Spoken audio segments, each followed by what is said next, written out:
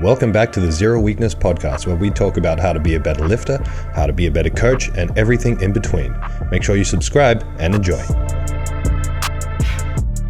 Hello and welcome to the Zero Weakness podcast. This podcast is sponsored by Establishment Coffee Co. Go to establishmentcoffee.com.au, use the code 025 and get 25% off your order and free shipping. Damn. All right, today we have a special guest.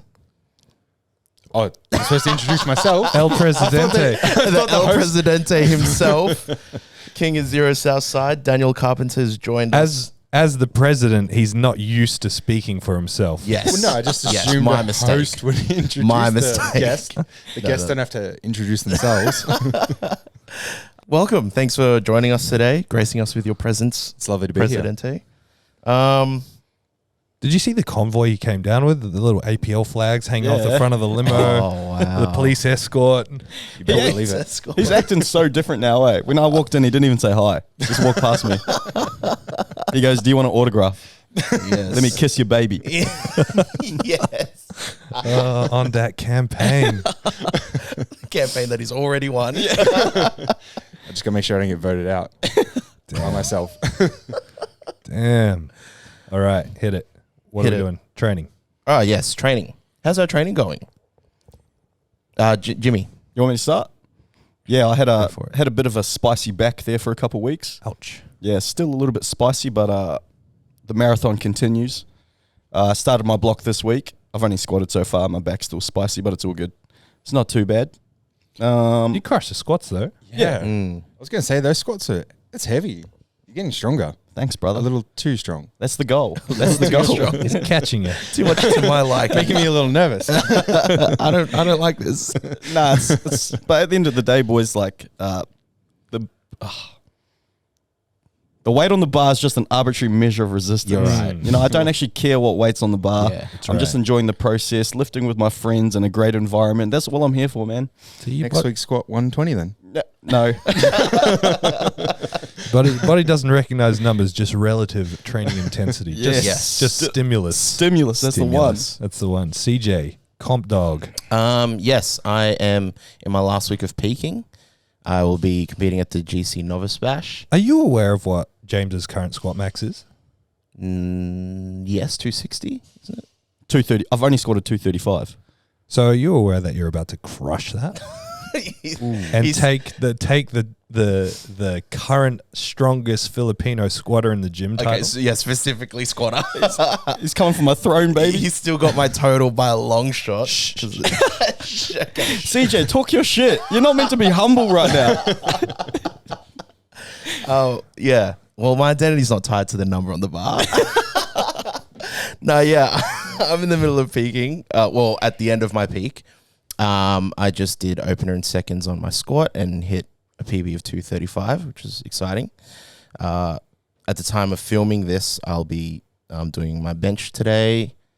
And then, yeah, deadlift Fridays, and that'll be the last heavy sesh before the comp. What are the goals for the comp? Oh. I'd like to squat 240, 245. A bench, at least 105. 142.5. It's good to see you undershooting everything, brother. Oh, did I say 142? No. Oh. No, I'm saying you should bench 142.5. 141. And then deadlifts, I'd really like to hit 250. That'd be really nice. James, can you remind us of what your current deadlift max is? It just escapes my mind. He's worse than you. He's trying to start beef now between people. It's usually James that's starting beef between Filipinos. Now it's Thomas. That's my favorite thing to do. Just wind up all the Filipino boys in here. Between Filipinos. Yeah, amongst our own people. like there's not enough anger there already. Oh, that's good. Oh, man. Daniel, how's your training going? Good. I mean, week 1 of prep for nationals. So everything's moving really well. But yeah, no, should be good. I did squats on Monday. They were horrible, but it's only going to get better from here. What'd you hit? 215 for 5s, Nice. I think. Yeah. And then, hoping to get like a 750 total at under 100. Fuck yeah. Damn. Daniel's one of these like don't post any of the lifting stuff. Like keep the competitors, wondering what's this guy gonna do. Like I know he's got veins all over his calves. Something he's jacked. It's got to be something big in there. Yeah. Well, we'll see. Keep him wondering. Yeah. No, it should be good. What about you, Tom, bro? This is the first week back testing the waters to see if my leg doesn't explode. Managed to do a deadlift on Monday, and I'll try squat on Friday. And if I can squat on Friday, I'm comp's back on. That's what we want to see. Yes. I can't wait to see Tom bro back out on the platform. Mm. Yeah. Was that the first time you did like a full range of full deadlift? Because you've been doing heavy block pulls. Yeah, it's the first time in a while. I haven't been able to squat for about 6 or 7 weeks. I've done a few deadlifts right at the start when I didn't realize the injury was that bad. And then the deadlifts were making it worse, so I had to stop doing that. So this is the first deadlift back from the floor in like 4 weeks, I think. And it was all good. Legs pulled up really well, and I think I'll be able to squat on Friday. So if I can hit a 270 or 300, we're back on. Yeah. See what happens. That deadlift looked good. Bench looked good as well. Fast. Yeah, very quick. Very strong. Very strong. Really leading from the front, Tom, bro. Yeah, well, it wouldn't be a Thomas Peak if I didn't, miss the 5 most important weeks of training. And as Daniel keeps reminding me, nothing matters until I finish the comp. Like getting to the comp is one stage, but you got to finish it, which I seem to have problems with lately as well. So It's one comp. yeah, But you're getting better. Getting further along. it wasn't one comp. The last pro roar I did, I did a total, but I hurt myself warming up on deadlifts, and I had to token pull for 800. Oh man. I was meant to go for 350 for 900, and I could only pull 250. So there we go. Dark Shit, days. yeah, that's my Dark max. I'm days. like, oh, That's exactly what I was thinking. I was like, oh, what a horrible problem. a token 800 total. All right. Well, this podcast is all about Daniel. He's going to do Yes. basically all the talking from this point forward, which he's super excited about. I'm pumped. I love the bit that I can, and I've said it 100 times, I can hear my own voice in my headphones. Anyone that's never done this before, it's horrible. Yes, Horrible. You hear everything Yes. you're saying back to yourself. it is pretty bad. All right. So where do we start? James was, you were asking me, no, someone was asking me yesterday, how did Daniel get into powerlifting in the first place? And I don't actually know. Like I know how you made your way into the zero world, but let's go back a step before that even. Where did training start for you? And then how did that evolve into powerlifting? Okay, so when I was younger, like 16 or so, I joined a gym. I was just heavily overweight. I joined it to try and lose weight, look better, all that sort of stuff. But I went to the gym, never really did anything or didn't really know what I was doing. I actually was thinking about it this morning, and I distinctly remember being at the gym, just training every body part every day. And then someone told me that, you need to have a little bit of like a delay. So maybe like, you train chest and then a couple of days before you train it again. And I remember that just blew my mind. I was like, what? That sounds ridiculous. And now I look back now, like when I started, like it's just so stupid, everything I was doing. But then eventually just kept training and training. Took it a little bit more serious as I got older and older. But again, it was just to mainly look better, lose weight, all that sort of stuff.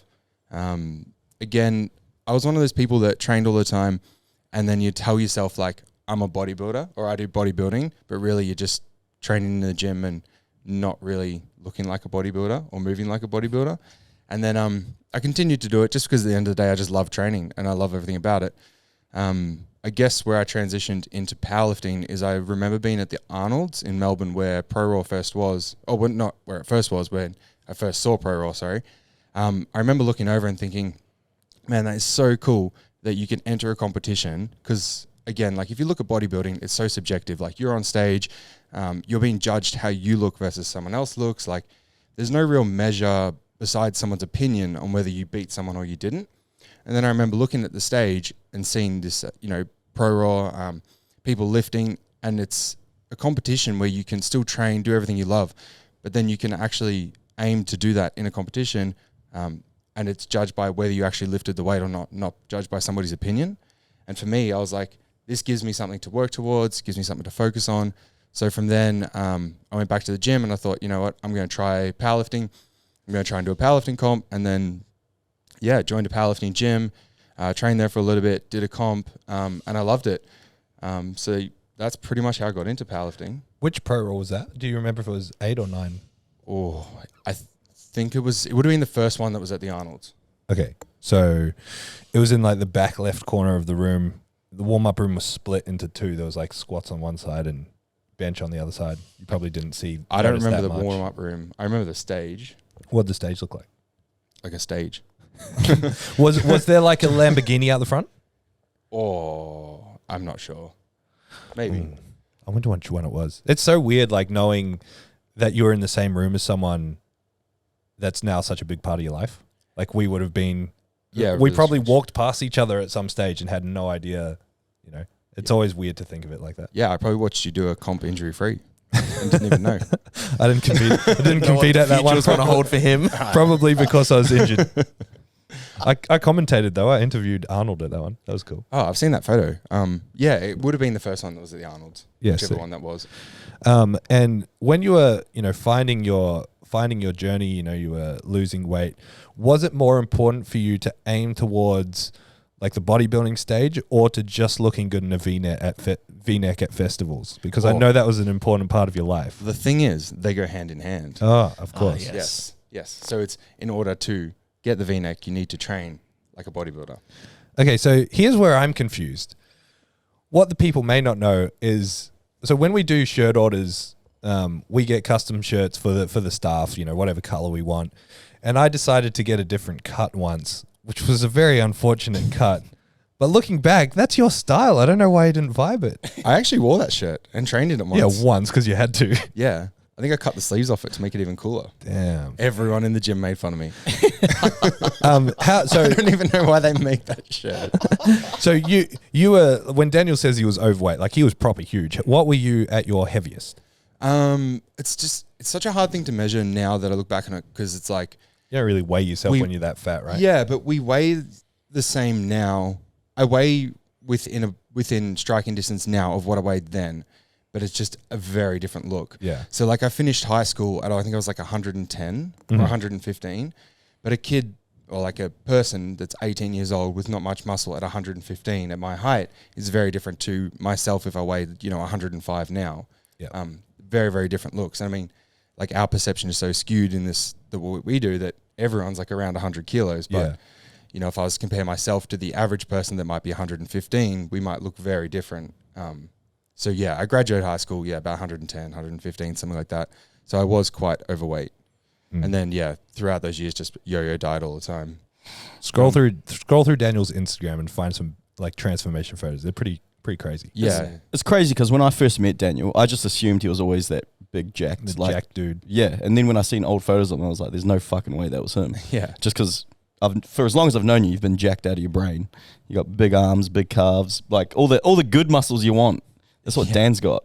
Yeah. But yeah, since, and really since being up here, and since I think, weirdly enough, transitioning into powerlifting, a lot of that yo-yo dieting subsided a lot more. It's still there a little bit, but nowhere near as much as it was.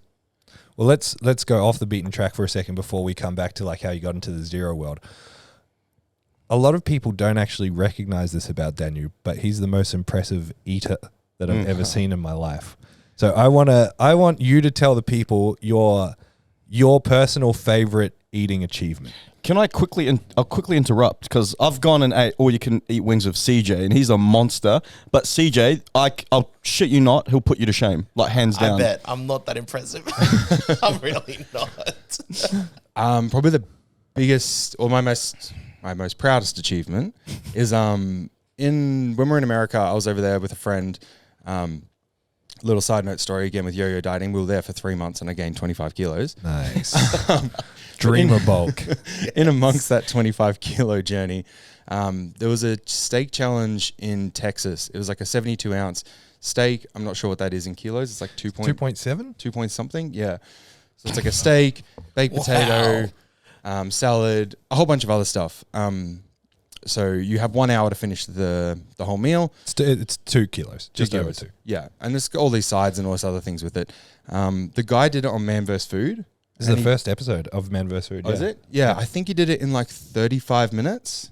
And I think I did it in 11. 11. Yeah, it's on the website. That's fucked, eh? It's crazy. 2 kilos of steak plus all the fixins in 11 minutes. Yeah, at the time, it was like the fastest time in like 75 years or something.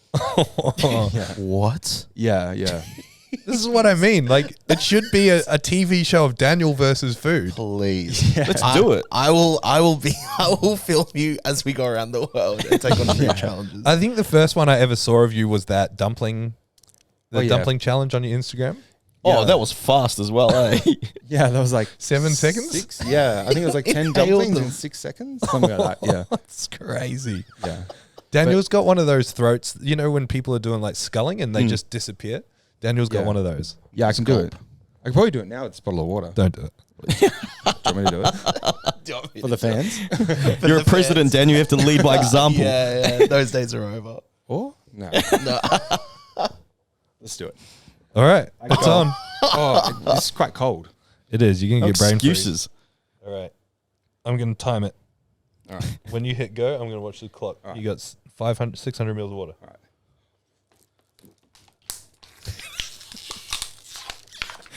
Oh, there's a tiny bit. That was 3 seconds. Yeah. The bottle didn't squish down enough. That's my president. Let down by the equipment malfunction. Still extremely impressive. Wild. Unreal. Yeah. You literally just breathed that in. I can't believe what I just saw.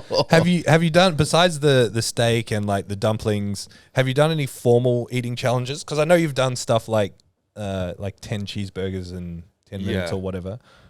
What do you mean by formal? Like, have I entered into an eating competition? Not a comp, but like, you know, challenges at restaurants.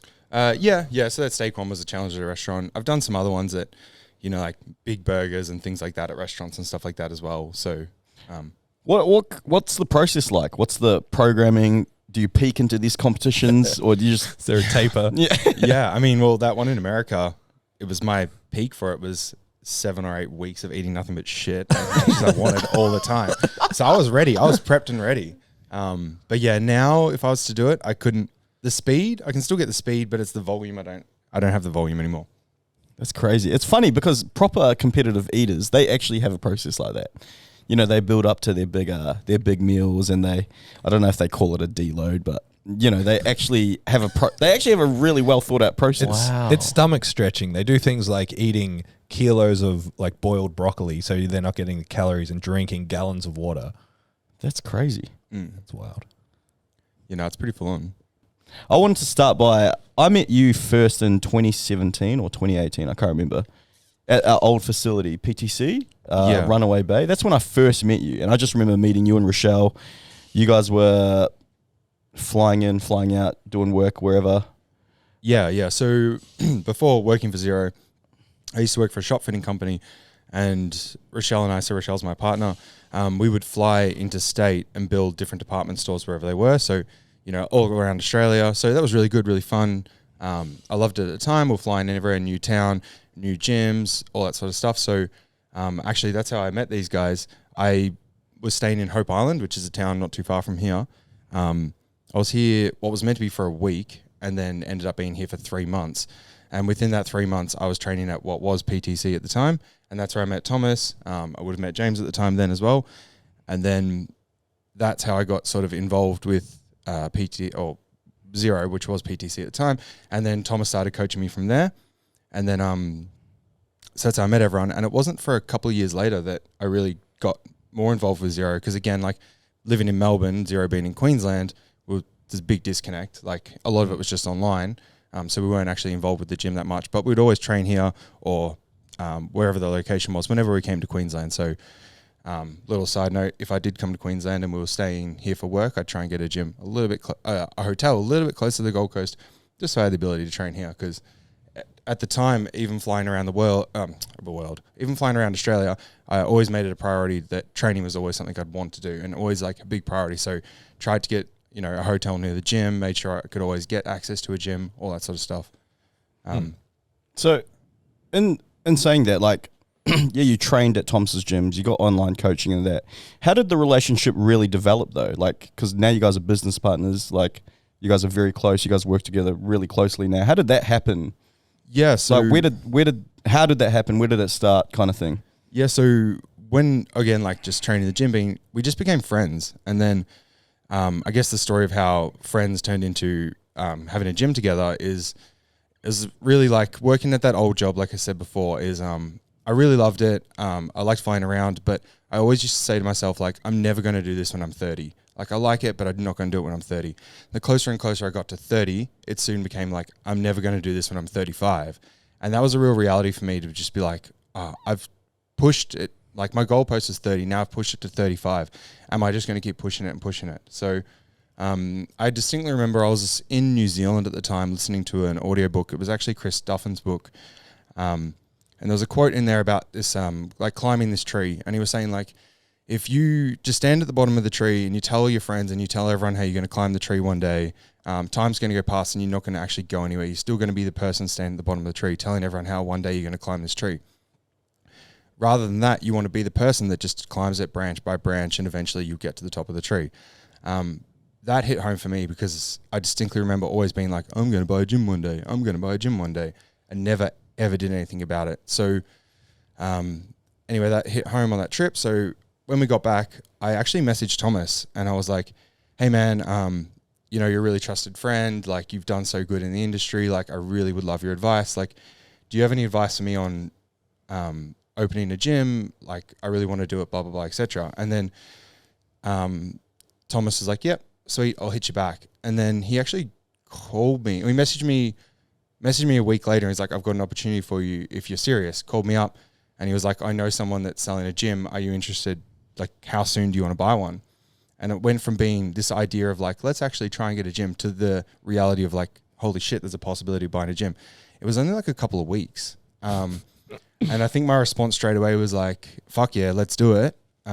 Let's do it.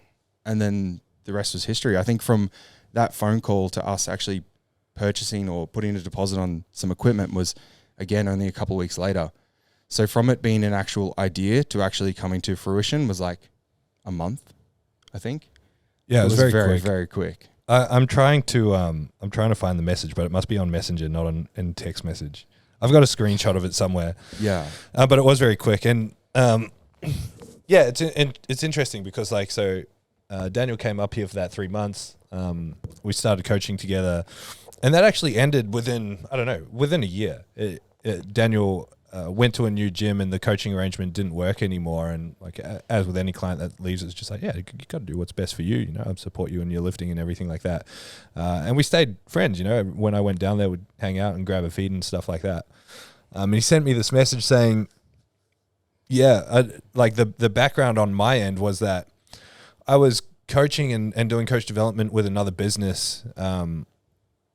And they were getting to the end of keeping their gym, and they were looking at whether they should sell the gym or just sell the equipment and let the lease expire. And I was trying to help them find someone to buy this gym, and I was asking other people. And then there was a person or two where I thought, well, I could ask them and I'd buy a share in the business. They can have the business do what they want with it, and I can have a share like as a grace investor.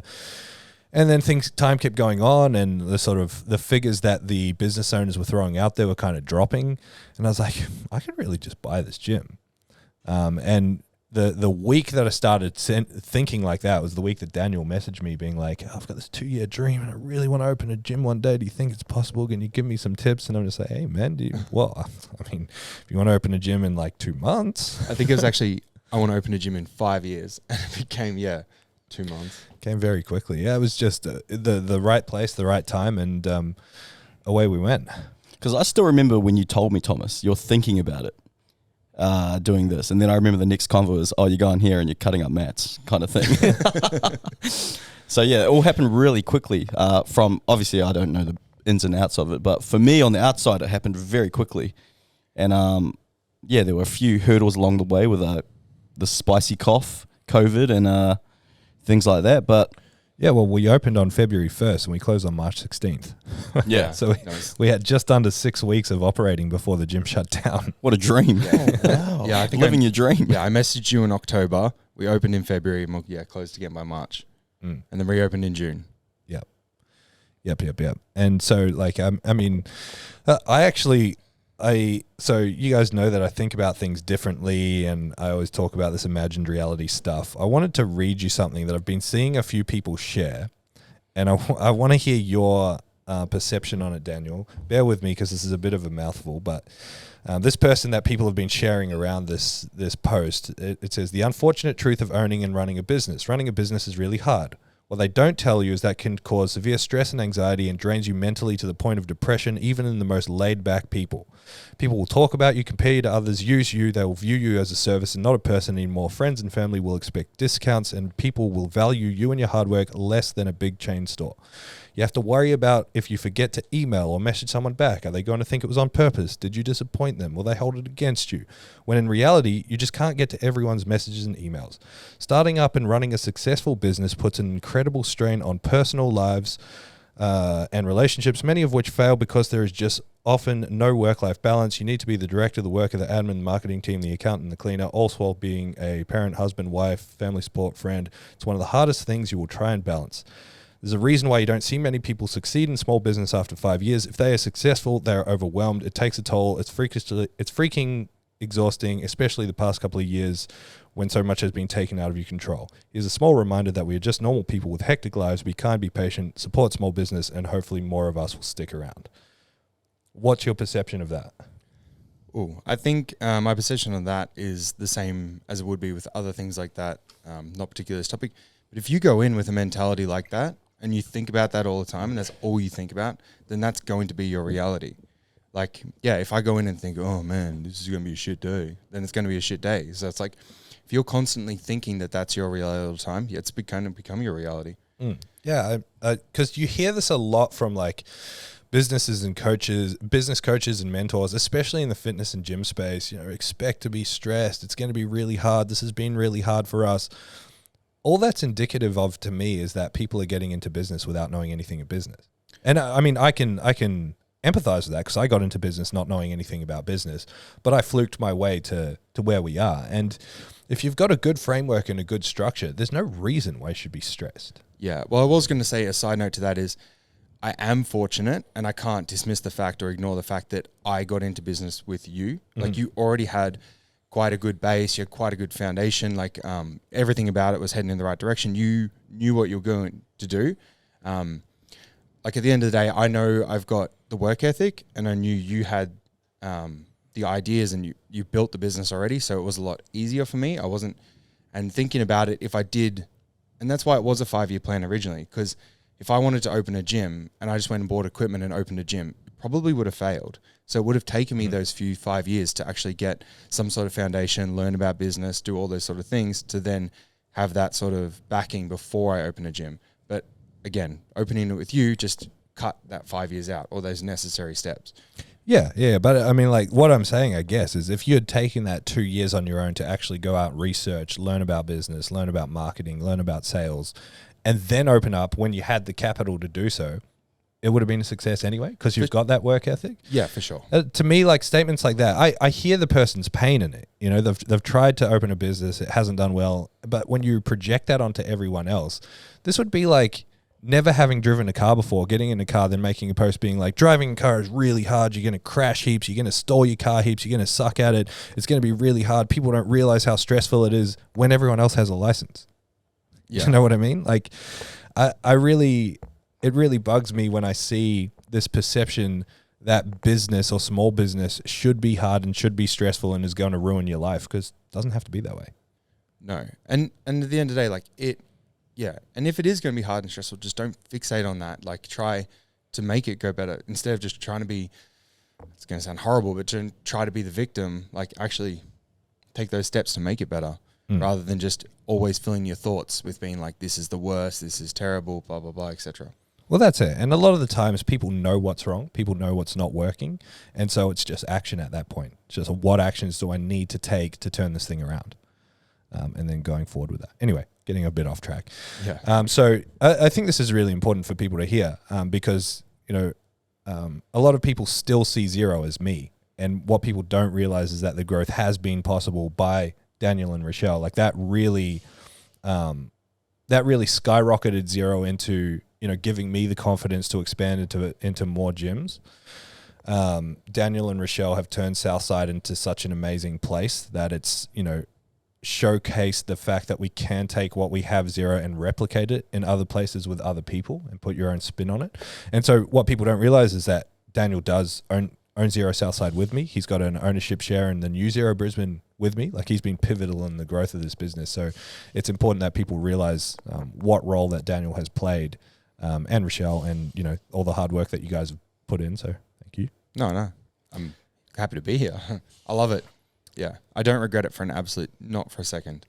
What about when your red gym equipment shows up as purple? Yeah. Do you regret that? Equipment by any other color still works the same. He says with the fakest smile you've ever seen.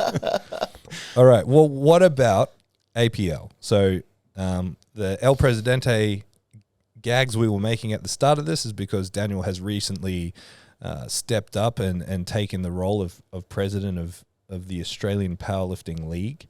And how this came about was that, Zero, me specifically, and then the resources through Zero were working closely with John Gabriel, the former president. And he basically said, due to his life circumstances, other business ventures, family, everything, he had lost the love to drive the federation anymore. And he wanted to take a step back and stand away from it. And he thought the logical next best step was for me to step up and run it through the resources that we had at Zero. And I said no. I was like, nah, no way, I'm not touching this, because I don't want to be a powerlifting president. But I thought it would be unwise of me to say no, and say no on behalf of everyone that fell under Zero. So I took it to the managers. I took it to a bunch of us. We had a group call. And basically all of us said no, except for Daniel. And Daniel's like, nah, this is a great opportunity. We can do something with this. And he stood up to the plate. He's the president now. We're already seeing massive changes in APL and massive growth. Do you want to talk a little bit more about that? Yeah, I guess the reason that I stepped up the most, or that I was really passionate about it, is just because you guys have put so much work into this that I just thought that letting it go would just be a terrible idea. Like, we have the resources, we have the passion, we've got all of that to make this such a really good federation. Like, again, like at the end of the day, we just want something that's best for the lifters, and we're working around the clock at the moment tirelessly to try and give that best experience to the lifters that we can. We are in the teething process at the start, and there's a little bit of things that need to be worked out, but every single day we're working harder and harder. So like, we just want to give a federation back that, yeah, everyone can train in, compete in, and just have fun, because that's the end of the day. It's just about having fun, having a good time, and just getting amongst it. Growing it from the grassroots, really. Yeah. I think people don't realize, because it's really easy as a consumer to sit there and see a change happen and then get upset with little things like the date of nationals changing and all this sort of stuff. I don't think people realize how massive a task Daniel inherited with APL. Like, there was 2 tentative dates that weren't completely locked in. The nationals date didn't work with the amount of lifters that we needed for nationals. So he worked so fucking hard to find a new venue as close as possible, or on that day, a better venue, a bigger venue that can handle the volume of lifters. Like, the alternative was stay at the venue that wasn't anywhere near the capacity that APL needed. And then the world's tentative booking fell completely through. So he's been working his ass off getting a new world's venue. There was a lot of stuff that Daniel inherited with APL that anyone would have just looked at on paper and been like, no way. Yeah, it wasn't easy. Yeah, like when you think you've got everything lined up, oh, we've got a competition in 12 weeks or 11 weeks, whatever the case may be, and then your venue turns around and says, oh, by the way, we've actually double booked, so your venue's now cancelled. And then, you scour the whole of the Gold Coast. And Brisbane. And I was about to say, we almost had a point where we looked through Brisbane. We went everywhere, like all up and down where it was going to be. And yeah, we've managed to land a place in the Gold Coast. Not just us. Shout out to our events manager, Ree, who helped us out along the way. Weapon.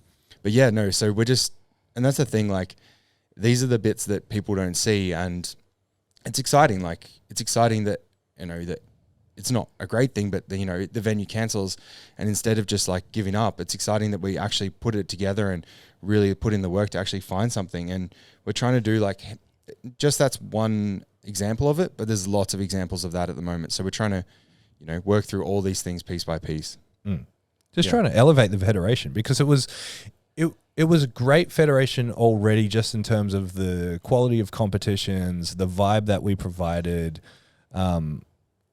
as in like me speaking as a meet director, I wasn't running the Fed and the other meets, but working closely with Daniel and seeing what he's doing with APL now, it's just trying to take that element of professionalism up a notch. You know, with world championships coming up, it's really prompting Daniel to relook at the systems, develop better systems, develop a better experience for everyone. What is nationals and worlds going to look like? What sort of special stuff do we have in store to, I guess, elevate the competition? My favorite thing is your favorite thing, which is the logos. Oh yeah, so They look mad. yeah, no, the logos are really cool. So we just got the nationals logo out the other day. So we'll have a new one designed for worlds, and there's just little things like that we want to do, like, you know, new logos for like all those different events. What we're going to, I mean, there hasn't been a nationals here for a few years, has there? So that's exciting in itself. I mean, it's been, what, 3 years since you guys have had one? The last APL one was 2019. Yeah. So we're looking at about 200, for nationals, we're looking at about 200 lifters over 3 days. So it should be a really good event. I mean, it's in the Gold Coast. The event itself is really good. It's a 2-minute walk from the Ben & Jerry's store. What else could you want? So if anyone's listening to this and you've been around powerlifting for a while, the venue is the same venue that we used for GPC Nationals from 2014 to 16. And it's a great venue. And if you ever went to any of those competitions, it's been completely refurbished since then. So it's way nicer as well. So the competition's going to be huge. It worked out best to have both nationals and worlds there. Is that correct? Yeah, so it did work out best in the end. And like we said before, is we did, again, explore extra venues, but it was just near impossible at this time because with COVID happening, so many events have just been pushed back over the last couple of years that all of these places are just booked out for months and months ahead. Like they were telling us now that if you have any idea to put comps together for next year, you'd be wanting to book now, which is something we're looking at already. So we're looking at a couple of really big competitions next year, you know, tested nationals in the middle of the year and then open nationals at the end of the year.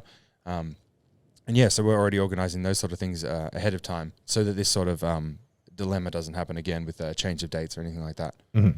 Yeah. So nationals this year is over 3 days? And correct. Worlds is 4? Worlds is 4, yeah. Yeah. Yep.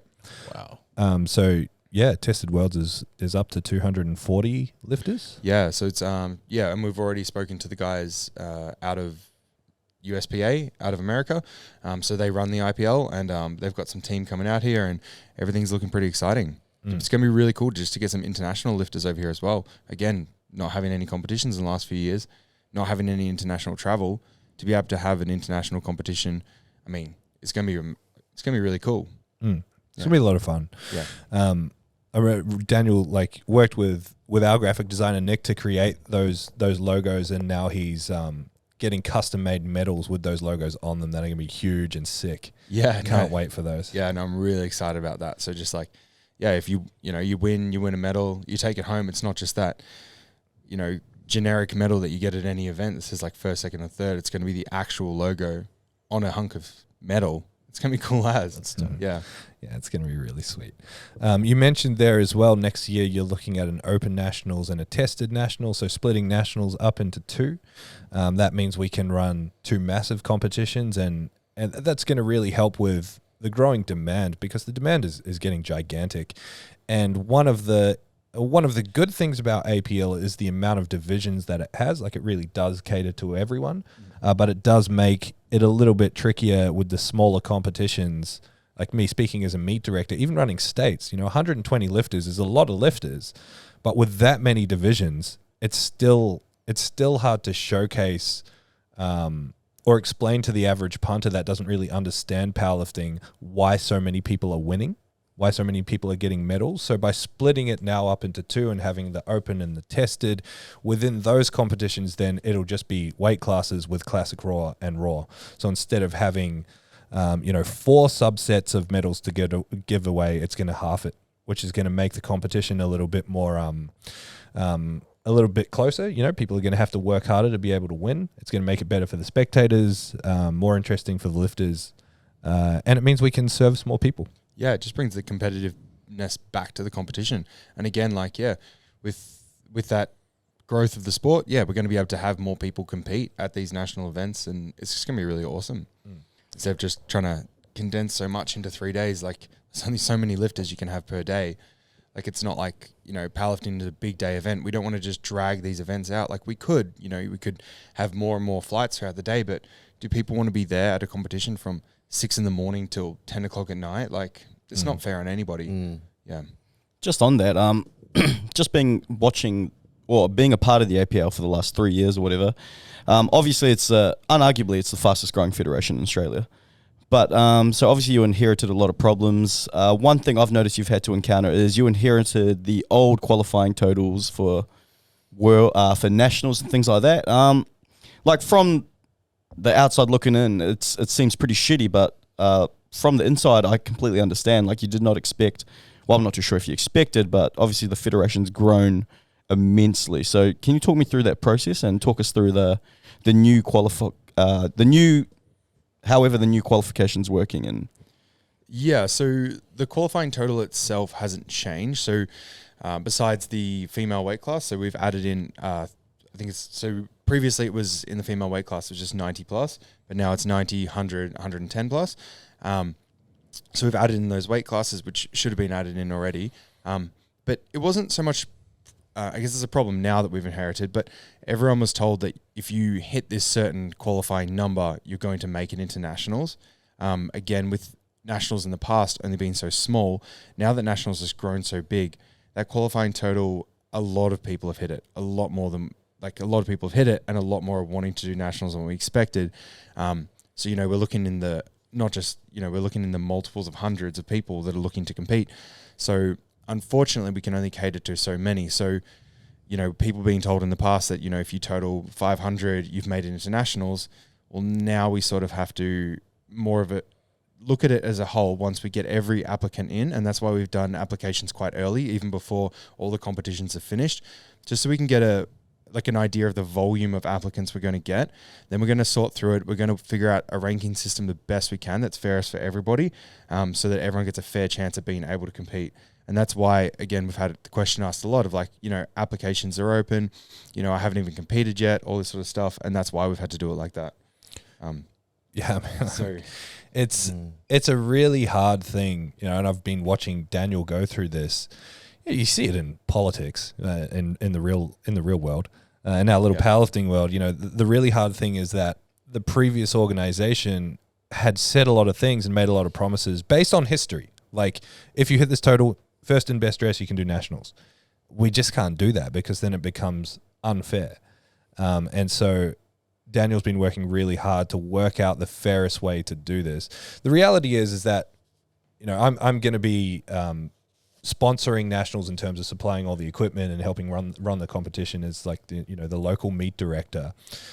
And when you've got that sort of volume of lifters, it can be hard to squeeze everyone in. So a 3-day competition, ideally for me, looks like 180 lifters. 2 sessions, 2 flights, 60 lifters a day. We can push that up by a flight per day. So we can really add another 30 to 45 people. We should be able to fit everyone that applies in, but there is a small chance that some people miss out, which will have to be based on fairness, on ranking, and then it's just better luck next year. Because ultimately, at the end of the day, what you have to consider, this is a national championships. Like, it should be showcasing the best of the best. So we have to do it on rankings. That's my input. Daniel's going to decide what's best and fairest.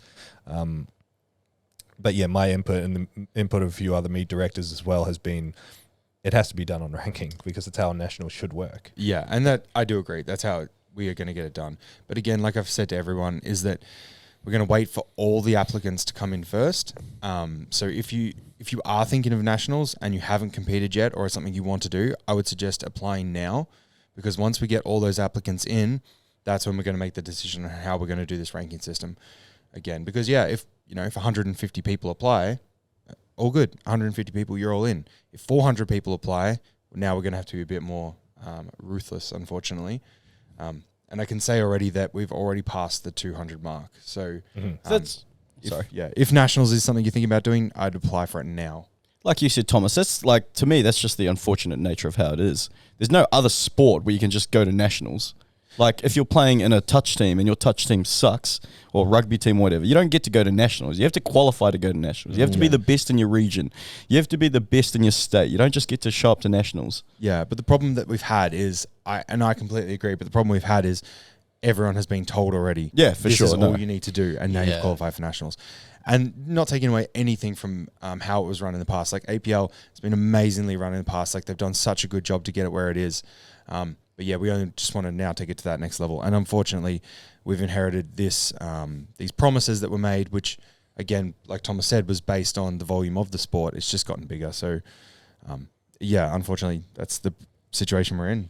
You got to look at it both ways. I reckon it's awesome for the sport. It's growing so much. Oh, heaps. It's so a much great better. problem to have. Like, I mean, we would have never predicted this. We released Daniel released the application form last week. There's already 200 people that want to do nationals. Like, that's wild. Really, really, really good. And it's going to be a great show. And like I said, I'm confident as, you know, being part of the meet that we will be able to cater for pretty much everyone, because even when you look at 200 on paper, when we go through the applications, there'll be some goobers that have applied 13 times. There'll be a bunch of people that pull out. There's always, you know, there's generally a 1 to 2% churn of people that get injured, can't make it for whatever reason, that apply and go through the whole process and then have to pull out. So I'm pretty confident that we're going to be able to service all people. And if not, it's just kind of a case of better luck next year. And next year is going to be even better because of the split in the nationals. So effectively, we can cater to double the amount of people. And that should make it really cool. And both of those nationals next year will be proper nationals, like in a venue, big competition, sponsors, custom medals, all of that stuff that we're doing this year. So it's really exciting. Do we have a location for those nationals next year? We've got a couple of locations in mind, but we haven't locked them in just yet. So we're just weighing up the best options. Yeah. Yeah, the locations Daniel's been looking at are awesome though. Yeah. Like, they'll be mind-blowing. Yeah. But again, these locations that we have for this year will be really great. And the caliber of just everything that we're going to do is hopefully really good. Equipment-wise, I mean, you're talking about, like Thomas said, bringing equipment from ground zero. So you've got, you know, 4, 5, 6 Alico combos in the warm-up room. All the bars are Alico, plates are Alico. The equipment itself is going to be the best. Mm-hmm. So things like that is going to make it really exciting. Yeah. Sweet. Exciting times ahead. I actually didn't know, like you talking about when you started ZeroW Southside, how close that was to when the pandemic hit. Yeah. I didn't realize that because I started here a little bit after that. So I just assumed you were always around. No, I had no idea that you just started. Yeah. Which, I mean, it wasn't great, obviously for obvious reasons, but I mean, it could have been a lot worse. Like we survived it in the end. Everyone was scrambling for gym equipment, and I had a gym to train at, so I mean, that was good. Yeah. So Southside did the same thing as we did here. They gave out all the equipment, basically, besides like a few of the bare bones that were left behind in the gym. That helped keep some of the membership base, but there wasn't really a membership base to begin with. You know, it was very small. No, like Thomas said, when we took it over, it was an existing gym already, and I think they had 12 members. So by the time we had a couple of more members grow, and then COVID hit, I think we only had like less than 30 members, maybe like 20 or 30 throughout that time. So coming out of COVID, I think we had like 20 members left. But yeah, it just gave out all the equipment. We had one bar left inside the gym with just a handful of plates. So, but no. Wow. It's like a 24-month year that just flew fast. Yeah. But the ground zero was really crazy when COVID hit and everyone was like scrambling for equipment. This place got completely stripped out. One of the dudes, I think his name's Gerard. I'm pretty sure it was him. He rocked up in a tiny little hatchback and took the calf raise machine. Yeah, he took the calf He threw the calf raise machine into the boot of his car. He took everything. He didn't even train at home. He took it at work. I'm pretty sure he trained in a back room at work. Yeah, the calf raise machine. What? Got to get them gains, baby. Yeah. Calf raise? Not the plate loaded one downstairs. It was like a seated calf raise that you put plates on. Yeah. So it fit in the back of his Yeah, hatchback. calves don't care about COVID. Yeah. Got to still grow the baby cows. That's right. So moving forward with Southside, what does that look like? What do you want to do? Is there any ambitions, any goals that you want to, or what you could change? Well, like any gym, I mean, we just want to get bigger and bigger and grow and have more of a community, more members, all that sort of stuff. we have tossed around the idea in the past of moving to another location, but the location we're at now it's an odd location for a gym, but it works really well and it's quite homely feeling. Yeah. So we thought about the only way we're going to move and get somewhere bigger would be moving to like a factory or an industrial area. And it sort of takes away a lot of that warmth, that homeliness feeling. So I guess for Southside, the growth would just be like growing it where it is, more members, just, you know, like any sort of business or gym, that's the growth you want to go down. I think that's a big reason why looking to branch out towards Northside, that sort of, it's more of a, where does Thomas want to grow Zero rather than where do you want to grow Southside?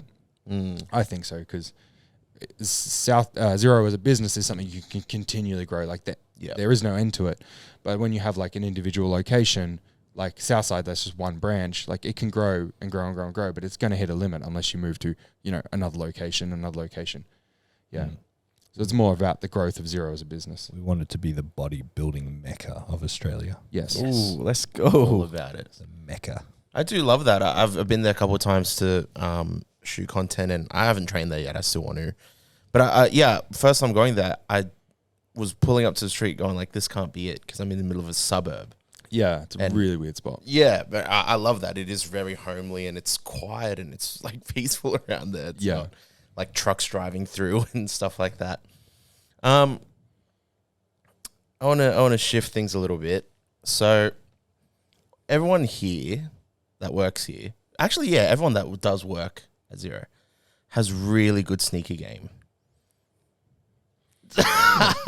And a couple of weeks ago, it's actually one of the short reels on Instagram that actually just blew up amongst the Zero community, where our good friend Ryan Anderson put in a question saying, who's got the best... Our former good friend. Your former good friend. I still love I love you, Ryan. I love you. I love him. He put it in a question saying, who has the best sneak cam at Zero? And then he added this, can anyone beat Daniel? And it stirred the community up massively. His reaction just went viral. Everyone loves seeing Thomas take it so personally. So now that you're here, you're with us, you can actually defend yourself. Who do you think has the best sneaker game? Because when we answer that question, we pretty much just pushed you down the list. Yeah, I noticed that. Where he belongs. Yeah. I know James isn't the one that's the best. With his Nike TNs. Yeah, they're mad. They're not. Mad if you want to steal a kid's Nokia 3315 from the skate park, maybe. Literally. All right, let me put it out there. I don't have the best sneaker collection, but I got the most versatile. Yeah, I was going to say, you go from New Balance to like... There we go. Yeah, there we go. TNs. Very versatile. You're like, I'm going to go for a hike and then I'm going to sell drugs. Like right now I've got on, what have I got on now? I've got some Comme des Garçons Chuck Taylor 70s. You know, I got a bit of everything. I like that. I like the variety. Wait, what did you say? Comme des Garçons. What does that mean?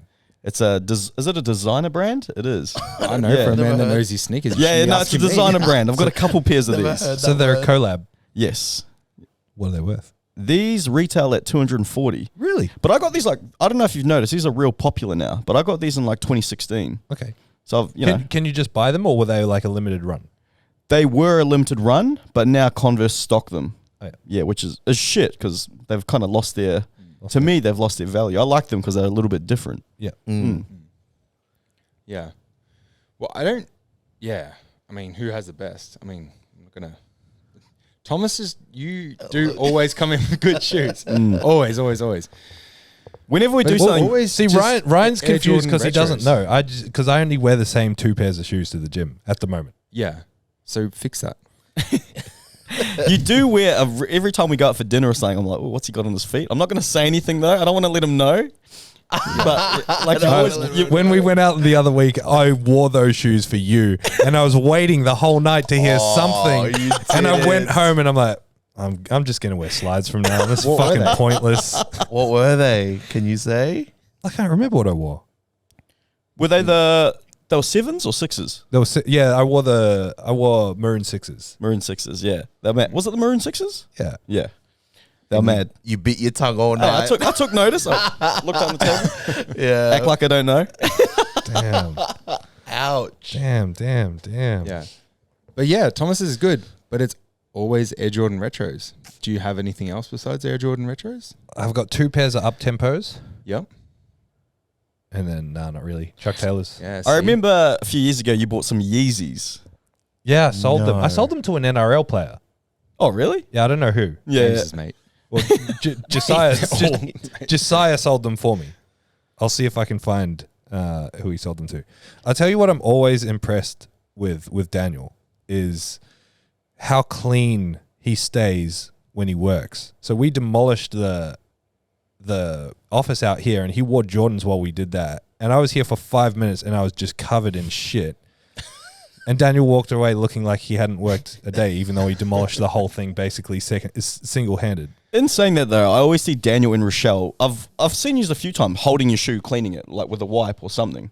Oh, yeah. Yeah. Because I wear them all. I don't just leave them in a box in the cupboard. I actually wear them all. You're a real sneakerhead. Yeah. That's right.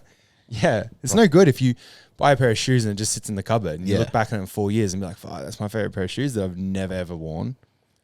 Rochelle's also got a really nice collection. Yeah. Is that your influence? A little bit. I actually bought her a pair of Air Jordan 11s, and I was like, these are so fucking cool. Like, these are sick. You should wear them. And she's, I think, begrudgingly worn them once, and I think that hurts me a lot. Does she not like them? Yeah, she's like, nah, I don't like them. I'm like, oh. Rochelle, if you're listening, he's taking shots. Taking shots at his fiance. I'm Team Rochelle, by the way. Yeah. Well, I'm all about her sneaker game. I'm just saying, like, throw those Jordan 11s on. Thank you, please. I don't know who it was, but it was from someone from the Manly Sea Eagles. Oh, wow. Yeah. There's a voice message there, so maybe he said in there. I don't want to play it just in case. You went interstate. What pairs of up tempos do you have? What color? I have some blue ones and I think like bread. Oh, that's so cool. CJ, you wear up tempos. I've got black ones. Rochelle's got up tempos. Yeah. She's got those psychedelic ones. Yeah, they're really cool. It's It's like nice. Peace, Love, and Nike or something, and they're like all rainbowy on the side. That's mad. They're really cool. I think up tempos were the first sneakers that I ever saw and fell in love with when I was like 9 or 10 years old or something like that.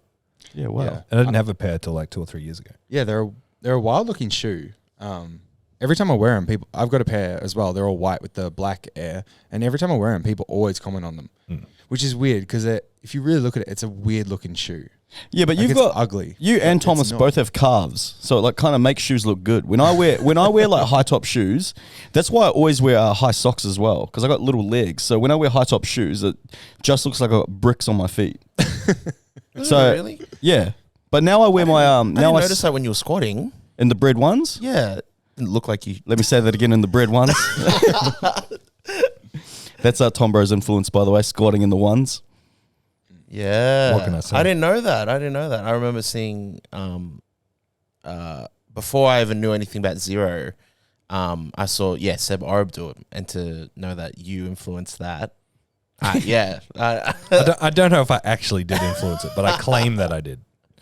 That's a good claim. All right, Daniel, quick fire. Yes. Shit, quick. Here we go. Favorite bodybuilder, go. Of all time. Of all time? Yeah, dead or alive. I think Jay Cutler. Damn, Yeah. nice. Yeah. About Rich Piana. He's a god, not a man. Are you a C-Bum fan? I mean, his physique looks good, but I don't really know too much about him on a personal level. Like, I don't follow a lot of what he does. Mm-hmm. Pizza or burger? Burger. Yeah. Pork ribs or beef ribs? Those really big beef ones? Yeah. Yeah, I used to not like them, but I'm actually a fan lately. You made them, actually, and I think you were the one that turned my decision. Benny turned my decision.